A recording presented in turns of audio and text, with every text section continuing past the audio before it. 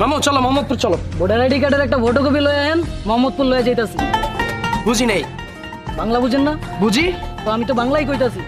Voter ID কার্ডের photocopy ছাড়া যাইতারম না। ঢাকায় নতুন মানে? বাংলা বুঝোস না? হ্যাঁ বুঝি। তো আমি তো বাংলাই কইতাছি, তুই কি ঢাকায় নতুন? আরে ভাই নতুন মুখে 12 বছর ধরে রিক্সা চালাই।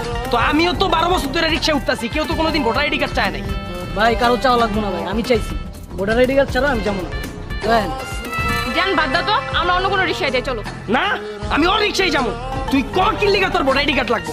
উপযুক্ত কারণ কো, আমি ভোটার আইডি কার্ড নিয়ে আয়া তারপর তোর রিক্সায় যাবো। আর না কইতে বললেন ভাই তুমি কর। কেন ভাই মারবেন কেন? ভাই আজকে গরিব অসহায় রিক্সাওয়ালা দেখা জোর দেখাইতেছেন ভাই। ঠিক আছে ভাই মারেন, সমস্যা নাই, কিন্তু ভাই ভোটার আইডি কার্ড লাগবে, নাহলে যাবো না। তুই ভাই সকাল সকাল মেজাজটা 420 করে আলাইছিস, কি লিগা তোর ভোটার আইডি কার্ড লাগবে এটা কর। ভাই আপনারা কি আমি চিনি? আপনারা তো আমি চিনি না ভাই। আপনি তো খুন করে আইতে পারেন, মদ গাঞ্জা বাবার ব্যবসাও করতে পারেন। ভাই আপনার রেকর্ড তো ভাই আমার কাছে নাই ভাই। এখন যদি আপনারা আমার রিক্সায় উঠাই, পুলিশ